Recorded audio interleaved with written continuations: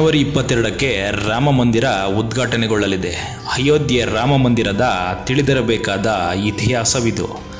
2024ರ ಜನವರಿ 22ರಂದು ಭಗವಾನ್ ರಾಮನ ನಗರವಾದ ಅಯೋಧ್ಯೆಯ ಶ್ರೀರಾಮ ಮಂದಿರದಲ್ಲಿ ಪ್ರಾಣ ಪ್ರತಿಷ್ಠಾಪನೆ ನಡೆಯಲಿದೆ. ಇದಕ್ಕಾಗಿ ಸಕಲ ಸಿದ್ಧತೆಗಳು ನಡೆಯುತ್ತಿದೆ. ದೇವಾಲಯದ ಉದ್ಘಾಟನೆಯೊಂದಿಗೆ ಅಯೋಧ್ಯೆ ರಾಮ ಮಂದಿರವು ಭಾರತ ಸೇರಿದಂತೆ ಪ್ರಪಂಚದಾದ್ಯಂತ ಇರುವ ಹಿಂದೂಗಳ ನಂಬಿಕೆಯ ಪ್ರಮುಖ ಕೇಂದ್ರವಾಗಿ ಹೊರಹೊಮ್ಮಲಿದೆ.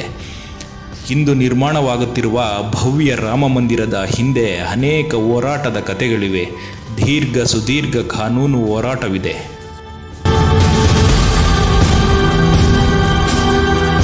ಅಯೋಧ್ಯೆ ಇತಿಹಾಸದ ಕತೆ 1526ರಿಂದ ಪ್ರಾರಂಭವಾಗುತ್ತದೆ. ಮೊಘಲ್ ದೊರೆ ಬಾಬರ್ ಭಾರತಕ್ಕೆ ಬಂದ ವರ್ಷವಿದು.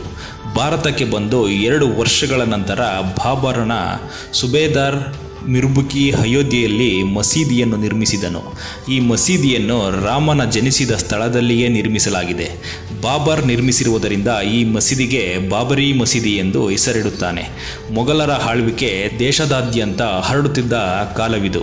1528ರಿಂದ 1853ರವರೆಗೆ ಮೊಘಲರು ನವಾಬರ ಆಳ್ವಿಕೆಯಲ್ಲಿ ಅನೇಕ ದೇವಾಲಯಗಳನ್ನು ನಾಶ ಮಾಡಲಾಯಿತು. 19ನೇ ಶತಮಾನದಲ್ಲಿ ಮೊಘಲರು ಮತ್ತು ನವಾಬರ ಆಳ್ವಿಕೆಯು ದುರ್ಬಲಗೊಳ್ಳುತ್ತಾ ಬಂದಿತ್ತು. ಅಷ್ಟರಲ್ಲಿ ಬ್ರಿಟಿಷರ ಆಳ್ವಿಕೆ ಶುರುವಾಗಿತ್ತು. 1858ರಲ್ಲಿ ಮಿರ್ಬಕಿ ಮಸೀದಿಯನ್ನು ನಿರ್ಮಿಸಿದ 330 ವರ್ಷಗಳ ನಂತರ ಮೊದಲ ಬಾರಿಗೆ ಆ ಸ್ಥಳದಲ್ಲಿ ಅವನ ಪೂಜೆ ಮಾಡುವುದರ ವಿರುದ್ಧ FIR ದಾಖಲಿಸಿದಾಗ ಹೋರಾಟವು ಕಾನೂನುಬದ್ಧವಾಯಿತು. ಇದರಿಂದಾಗಿ ತಂತಿ ಬೇಲಿ ನಿರ್ಮಿಸಿ ವಿವಾದಿತ ಜಮೀನಿನ ಒಳ ಮತ್ತು ಹೊರ ಆವರಣದಲ್ಲಿ ಮುಸ್ಲಿಮರು ಹಾಗೂ ಹಿಂದೂಗಳು ಪ್ರತ್ಯೇಕವಾಗಿ ಪೂಜೆ ಪ್ರಾರ್ಥನೆ ಸಲ್ಲಿಸಲು ಅವಕಾಶ ಕಲ್ಪಿಸಲಾಯಿತು. ಅದಾಗಿ 27 ವರ್ಷಗಳ ನಂತರ 1885ರಲ್ಲಿ ರಾಮ ಜನ್ಮಭೂಮಿಯ ಹೋರಾಟವು ನ್ಯಾಯಾಲಯವನ್ನು ತಲುಪಿತು. ಸಿವಿಲ್ ದಾವೆ ಹೂಡಿ ಬಾಬ್ರಿ ಕಟ್ಟಡದ ಹೊರ ಪ್ರಾಂಗಣದಲ್ಲಿರುವ ರಾಮನ ವೇದಿಕೆಯ ಮೇಲೆ ನಿರ್ಮಿಸಲಾಗಿರುವ ತಾತ್ಕಾಲಿಕ ಮಂದಿರವನ್ನು ಕಾಂಕ್ರೀಟ್ ಮತ್ತು ಮೇಲ್ಛಾವಣಿ ಮಾಡಬೇಕೆಂದು ವಾದ ಮಂಡಿಸಲಾಯಿತು. ಅಲ್ಲಿ ಪೂಜಿಸುವ ಹಕ್ಕು ಹಿಂದೂಗಳಿಗೆ ಇದೆ ಎಂದು ನ್ಯಾಯಾಧೀಶರು ತೀರ್ಪು ನೀಡಿದರು. ಜಿಲ್ಲಾಧಿಕಾರಿಗಳು ತೀರ್ಪನ್ನು ವಿರೋಧಿಸಿ ದೇವಸ್ಥಾನವನ್ನು ಕಾಂಕ್ರೀಟ್ ಮಾಡಲು ಅನುಮತಿ ನೀಡಲಿಲ್ಲ. ಒಂದೆಡೆ ಬ್ರಿಟಿಷರ ವಿರುದ್ಧ ಹೋರಾಟ ಮುಂದುವರಿದರೆ ಮತ್ತೊಂದೆಡೆ ರಾಮ ಜನ್ಮಭೂಮಿ ಹೋರಾಟವು ಮುಂದುವರಿದಿತ್ತು. ದೇಶವು ಸ್ವತಂತ್ರ ಪಡೆದ 2 ವರ್ಷಗಳ ನಂತರ 22 ಡಿಸೆಂಬರ್ 1949ರಂದು ಗುಮ್ಮಟದ ಅಡಿಯಲ್ಲಿ ಪ್ರತಿಮೆಗಳನ್ನು ಬಹಿರಂಗಪಡಿಸಲಾಯಿತು. ಸ್ವಾತಂತ್ರ್ಯದ ನಂತರ ಮೊದಲ ಪ್ರಕರಣವನ್ನು ಹಿಂದೂ ಮಹಾಸಭಾ ಸದಸ್ಯ ಗೋಪಾಲ್ ಸಿಂಗ್ ವಿಶಾರಾದ್ ಅವರು ಜನವರಿ 16, 1950ರಂದು ಫೈಜಾಬಾದ್ನ ಸಿವಿಲ್ ನ್ಯಾಯಾಧೀಶರ ನ್ಯಾಯಾಲಯದಲ್ಲಿ ಸಲ್ಲಿಸಿದರು.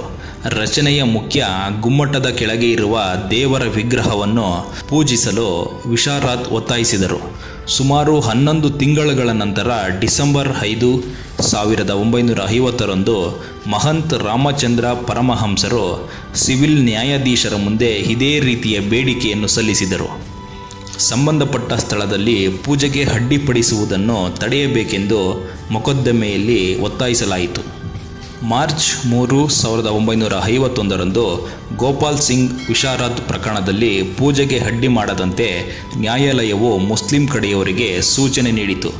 ಪರಮಹಂಸ ಅವರು ಸಲ್ಲಿಸಿದ್ದ ಪ್ರಕರಣದಲ್ಲೂ ಇದೇ ರೀತಿಯ ಆದೇಶ ನೀಡಲಾಗಿದೆ. ನಿರ್ಮೋಹಿ ಅಖಾಡ ಪೂಜೆಗೆ ಅನುಮತಿ ಕೇಳಿದೆ. ಡಿಸೆಂಬರ್ 17, 1959ರಂದು ರಾಮಾನಂದ್ ಪಂಥದ ಪರವಾಗಿ ನಿರ್ಮೋಹಿ ಅಖಾಡದ ಅವರು ವ್ಯಕ್ತಿಗಳು ಪ್ರಕರಣವನ್ನು ದಾಖಲಿಸಿದರು ಮತ್ತು ಈ ಸ್ಥಳದಲ್ಲಿ ತಮ್ಮ ಹಕ್ಕು ಚಲಾಯಿಸಿದರು. ಅಲ್ಲದೆ ಪ್ರಿಯದತ್ ರಾಮ್ ಅವರನ್ನು ತೆಗೆದು ಪೂಜೆಗೆ ಅವಕಾಶ ನೀಡಬೇಕೆಂದು ಆಗ್ರಹಿಸಿದರು. ಆದರೆ ಉತ್ತರ ಪ್ರದೇಶದ ಕೇಂದ್ರ ಸುನ್ನಿ ವಕ್ಫ್ ಬೋರ್ಡ್ ಈ ಸ್ಥಳ ಮುಸ್ಲಿಮರಿಗೆ ಸೇರಿದ್ದು ಎಂದು ಹೇಳಿತು. ಚಳುವಳಿ ಮತ್ತಷ್ಟು ತೀವ್ರವಾಯಿತು.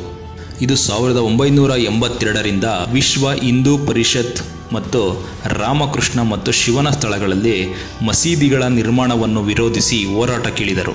2 ವರ್ಷಗಳ ನಂತರ 8 ಏಪ್ರಿಲ್ 1984ರಂದು ದೆಹಲಿಯ ಸಂತರು, ಮಹಾತ್ಮರು ಮತ್ತು ಹಿಂದೂ ಮುಖಂಡರು ಅಯೋಧ್ಯೆಯ ಶ್ರೀರಾಮ ಜನ್ಮಭೂಮಿ ಜಾಗ ವಿಮೋಚನೆಗಾಗಿ ಮತ್ತು ಬೀಗವನ್ನು ತೆರೆಯಲು ಚಳುವಳಿಯನ್ನು ಪ್ರಾರಂಭಿಸಲು ನಿರ್ಧರಿಸಿದರು. ಜನವರಿ 1989ರಲ್ಲಿ ಪ್ರಯಾಗದಲ್ಲಿ ನಡೆದ ಕುಂಭಮೇಳದ ಸಮಯದಲ್ಲಿ ದೇವಾಲಯದ ನಿರ್ಮಾಣಕ್ಕಾಗಿ ಪ್ರತಿ ಹಳ್ಳಿಯಲ್ಲಿ ಶಿಲಾಪೂಜೆಯನ್ನು ನಡೆಸಲು ನಿರ್ಧರಿಸಲಾಯಿತು. ಅಲ್ಲದೆ 9 ನವೆಂಬರ್ 1989ರಂದು ಶ್ರೀರಾಮ ಜನ್ಮಭೂಮಿ ಸ್ಥಳದಲ್ಲಿ ದೇವಾಲಯದ ಅಡಿಪಾಯವನ್ನು ಘೋಷಿಸಲಾಯಿತು. ಸಾಕಷ್ಟು ವಿವಾದ ಮತ್ತು ಜಗಳದ ನಂತರ ಅಂದಿನ ಪ್ರಧಾನಿ ರಾಜೀವ್ ಗಾಂಧಿ ಶಂಕುಸ್ಥಾಪನೆಗೆ ಅನುಮತಿ ನೀಡಿದರು. ಚಳುವಳಿ ಮತ್ತಷ್ಟು ತೀವ್ರವಾಯಿತು. ಲಾಲಾ ಕೃಷ್ಣ ಅಡ್ವಾಣಿ ರಥಯಾತ್ರೆ ಮಾಡಿದರು. ಈ ಯಾತ್ರೆ ರಾಮ ಜನ್ಮಭೂಮಿ ಆಂದೋಲನಕ್ಕೆ ಮತ್ತಷ್ಟು ಉತ್ತೇಜನ ನೀಡಿತು. ಈ ಯಾತ್ರೆಯಿಂದಾಗಿ ಅಡ್ವಾಣಿಯವರನ್ನು ಬಂಧಿಸಲಾಯಿತು. ಬಂಧನದ ಜೊತೆಗೆ ಕೇಂದ್ರದಲ್ಲಿ ಅಧಿಕಾರ ಬದಲಾವಣೆಯೂ ಆಯಿತು. ಬಿಜೆಪಿ ಬೆಂಬಲದೊಂದಿಗೆ ರಚನೆಯಾದ ಜನತಾದಳ ಸರ್ಕಾರ ಪತನವಾಯಿತು. ಕಾಂಗ್ರೆಸ್ ಬೆಂಬಲದಿಂದ ಚಂದ್ರಶೇಖರ್ ಪ್ರಧಾನಿಯಾದರು.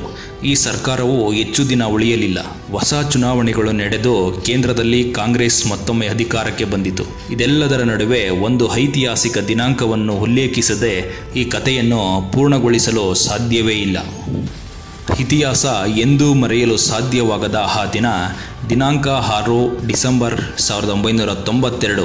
ಈ ದಿನ ಅಯೋಧ್ಯೆಯನ್ನು ತಲುಪಿದ ಸಾವಿರಾರು ಕರಾಸೇವಕರು ವಿವಾದಿತ ಕಟ್ಟಡವನ್ನು ಕೆಡವಿದರು. ಬದಲಾಗಿ ಅದೇ ದಿನ ಸಂಜೆ ತಾತ್ಕಾಲಿಕ ದೇವಸ್ಥಾನವನ್ನು ನಿರ್ಮಿಸಿ ಪೂಜೆ ಆರಂಭಿಸಲಾಯಿತು. ಕೇಂದ್ರದಲ್ಲಿದ್ದ ಅಂದಿನ PV ನರಸಿಂಹರಾವ್ ಸರ್ಕಾರವು ರಾಜ್ಯದ ಕಲ್ಯಾಣ ಸಿಂಗ್ ಸರ್ಕಾರ ಸೇರಿದಂತೆ ಇತರೆ ರಾಜ್ಯಗಳ ಬಿಜೆಪಿ ಸರ್ಕಾರಗಳನ್ನು ವಜಾಗೊಳಿಸಿತ್ತು. ಉತ್ತರ ಪ್ರದೇಶ ಸೇರಿದಂತೆ ದೇಶದ ಹಲವೆಡೆ ಕೋಮುಗಲಭೆ ನಡೆದಿತ್ತು. ಹಲವು ಮಂದಿ ಸಾವನ್ನಪ್ಪಿದ್ದರು. ಅಯೋಧ್ಯೆ ಶ್ರೀರಾಮ ಜನ್ಮಭೂಮಿ ಪೊಲೀಸ್ ಠಾಣೆಯಲ್ಲಿ ಕಟ್ಟಡ ಧ್ವಂಸ ಪ್ರಕರಣದಲ್ಲಿ ಹಲವು ಬಿಜೆಪಿ ನಾಯಕರು ಸೇರಿದಂತೆ ಸಾವಿರಾರು ಜನರ ವಿರುದ್ಧ ಪ್ರಕರಣ ದಾಖಲಾಯಿತು. ಬಾಬರಿ ಧ್ವಂಸದ 2 ದಿನಗಳ ನಂತರ ಡಿಸೆಂಬರ್ 8, 1992ರಂದು ಅಯೋಧ್ಯೆಯಲ್ಲಿ ಕರ್ಫ್ಯೂ ವಿಧಿಸಲಾಯಿತು.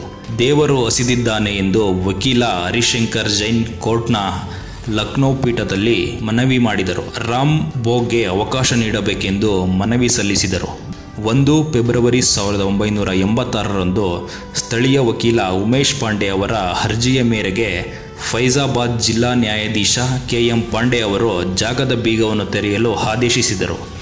ಸುಮಾರು 25 ದಿನಗಳ ನಂತರ ಜನವರಿ 1, 1993ರಂದು ನ್ಯಾಯಾಧೀಶ ಹರಿನಾಥ್ ತಿಲಹರಿ ಅವರು ದರ್ಶನ ಮತ್ತು ಪೂಜೆಗೆ ಅನುಮತಿ ನೀಡಿದರು. ಜನವರಿ 7, 1993ರಂದು ಕೇಂದ್ರ ಸರ್ಕಾರವು ಇಲ್ಲಿ ಒಟ್ಟು 67 ಎಕರೆ ಭೂಮಿಯನ್ನು ಸ್ವಾಧೀನಪಡಿಸಿಕೊಂಡಿತು.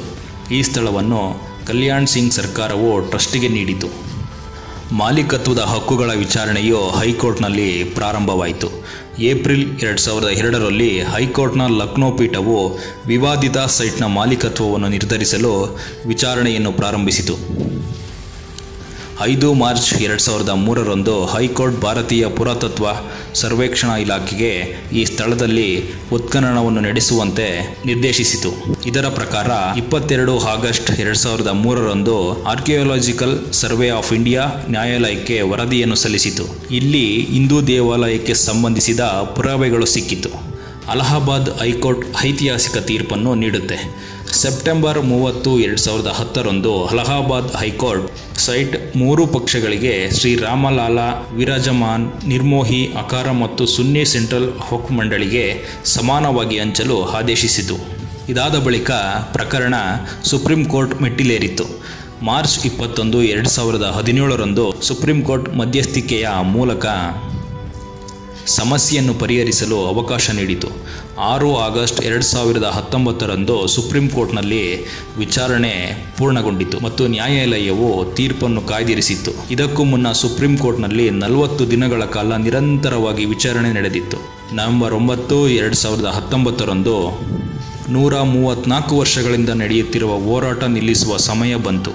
ನವೆಂಬರ್ 9, 2019ರಂದು ಸುಪ್ರೀಂ ಕೋರ್ಟ್ ಆ ಜಾಗವನ್ನು ಶ್ರೀರಾಮ ಜನ್ಮಭೂಮಿ ಎಂದು ಪರಿಗಣಿಸಿತು ಮತ್ತು 2.77 ಎಕರೆ ಭೂಮಿಯನ್ನು ರಾಮಲಾಲಾ ಮಾಲೀಕತ್ವಕ್ಕೆ ಸೇರಿದ್ದು ಎಂದು ಪರಿಗಣಿಸಿತು.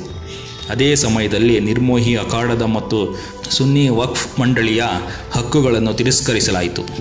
ಇದರೊಂದಿಗೆ ಮಂದಿರ ನಿರ್ಮಾಣಕ್ಕಾಗಿ ಕೇಂದ್ರ ಸರ್ಕಾರ 3 ತಿಂಗಳೊಳಗೆ ಟ್ರಸ್ಟ್ ರಚಿಸಬೇಕು ಮತ್ತು ಟ್ರಸ್ಟ್ನಲ್ಲಿ ನಿರ್ಮೋಹಿ ಅಖಾಡದ ಪ್ರತಿನಿಧಿಯನ್ನು ರಚಿಸಬೇಕು ಎಂದು ನ್ಯಾಯಾಲಯ ನಿರ್ದೇಶಿಸಿತು. ಇದಲ್ಲದೆ ಉತ್ತರ ಪ್ರದೇಶ ಸರ್ಕಾರವು ಮಸೀದಿಯನ್ನು ನಿರ್ಮಿಸಲು ಸೂಕ್ತವಾದ ಸ್ಥಳದಲ್ಲಿ ಮುಸ್ಲಿಮರಿಗೆ ಪರ್ಯಾಯವಾಗಿ 5 ಎಕರೆ ಭೂಮಿಯನ್ನು ನೀಡಬೇಕು ಎಂದು ಆದೇಶಿಸಲಾಯಿತು.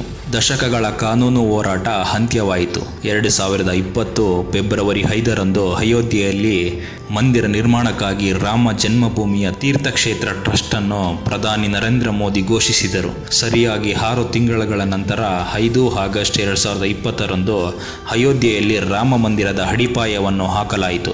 ಇದರಲ್ಲಿ ಪ್ರಧಾನಿ ಮೋದಿ ಭಾಗವಹಿಸಿದರು. ಈಗ 22 ಜನವರಿ 2024ರಂದು ಭಗವಾನ್ ರಾಮನ ದೇವಾಲಯ ಲೋಕಾರ್ಪಣೆಗೊಳ್ಳಲಿದೆ. ಜೈ ಶ್ರೀರಾಮ್.